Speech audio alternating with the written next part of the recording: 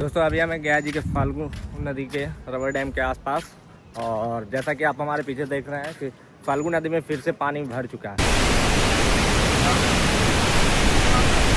जैसा कि आपको पता है, फाल्गु नदी जो कि साल भर पानी नहीं रहता, पिंडदान का जो समय आता है पितरपक्ष, उस समय के आसपास मानसून के कारण यहाँ पे जल पूरी तरह से भर जाता है। ये बहुत पुरानी रामायण काल से जुड़ी हुई कथा है।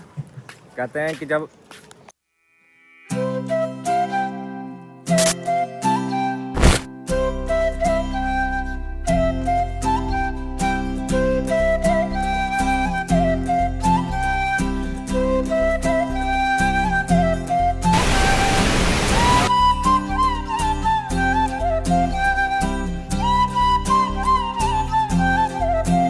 हे व्हाट्सअप गाइस, दिस है सूरज। स्वागत करता हूँ अपने न्यू ब्लॉग में। तो अभी मैं आया हूँ गया जी के रबर डैम, और आप हमारे पीछे देख रहे हैं फाल्गु नदी के तट पे भी हैं हम लोग हैं। और ये देखिए फाल्गु नदी का पानी से पूरी भर चुकी है, ओवरफ्लो है। और सामने में ये रबर डैम है, और रबर डैम का भी पानी फ्लो हो रहा है, और उधर साइड में भी पानी है। तो इस नदी को साल भर सूखी नदी के नाम से जाना जाता है, और ये रामायण काल से जुड़ा हुआ है ये नदी। तो अभी हम लोग हैं माँ सीता सेतु के पास, और तो अभी हम लोग आ चुके हैं रबर डैम पे, और दोनों तरफ नदी पूरी तरह से पानी से भरी हुई है। मानसून के बाद का ये पहली बार नज़ारा है जो कि पूरी तरह से ये नदी भरी हुई है।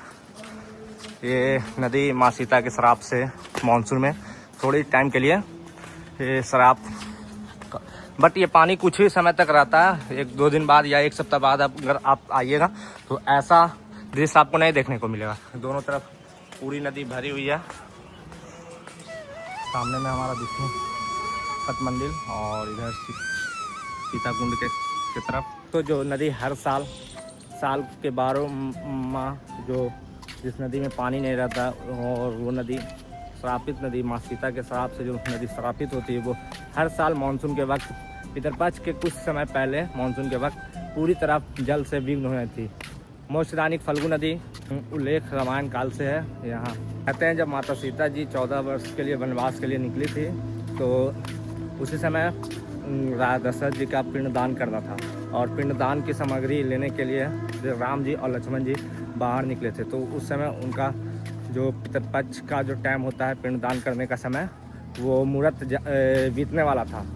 तो 5 नदी की बालू से माँ सीता जी ने उनका पिंडदान किया था। 5 चीज़ों का साक्षी मानकर, वो 5 चीज़ है फाल्गु नदी, तुलसी माँ, गाय, और अक्षय वट, और एक ब्राह्मण। बट जब राम जी और लक्ष्मण जी आए हैं तो उनसे पूछे कि आपने पिंडदान कर दिया सामग्री लेकर, तो वो बोले हाँ। तो वो बोले कि हाँ मैंने तो कर दिया। तो राम जी लक्ष्मण जी पूछ रहे थे कि आपका कोई एविडेंस है कि, तो वो 5 से पूछवाएँ। तो ये सामने में रहा सीता कुंड, और यहीं पे माँ सीता जी ने यहाँ पे अपनी पिंडदान किए थे। राजा दशरथ जी का पिंडदान कर दिए हैं।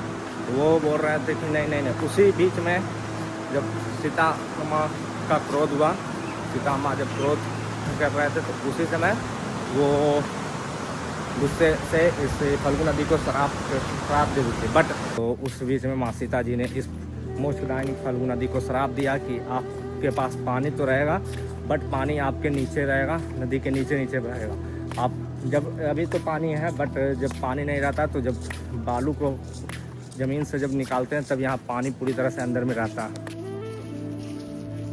मानसून आते ही इस नदी का जलस्तर बढ़ जाता है, और श्राप से वंचित हो जाता है। और अगले कुछ दिनों बाद, 15 से 20 दिन बाद पितरपक्ष आने वाला है, और पितरपक्ष से पहले ये नदी पूरी तरह से जल अवरुद्ध हो जाती है। और हर साल पितरपक्ष के पहले ठीक मानसून के समय यहाँ पानी आ जाता है, और बिहार सरकार के द्वारा नीतीश जी के कार्यक्रम में यहाँ पे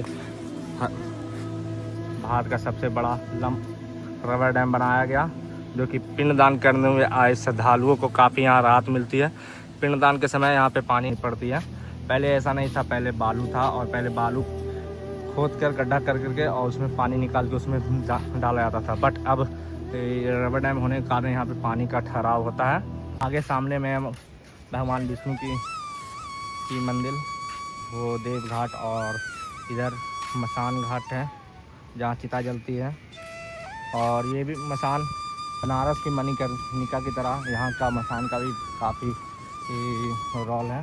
यहाँ कहते हैं कि ऐसा एक दिन भी नहीं होता है जो कि डेड बॉडी नहीं जलती है। अगर डेड बॉडी यहाँ नहीं जली तो गयासुर फिर से जीवित हो जाएंगे।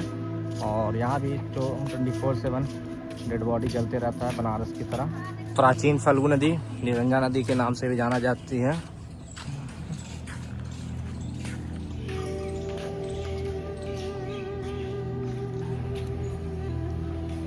वो हमारा वीडियो कैसा लगा तो हमारे चैनल को सब्सक्राइब करिए। और मैं गया जी से हूँ और आने वाले कुछ दिन में अभी मैं एक्सप्लोर करने वाला हूँ, जगह जगह गया से जगह जगह एक्सप्लोर करने वाला हूँ। तो तब तक के लिए हमारे फॉलो कर लीजिए और हमें सपोर्ट कीजिए।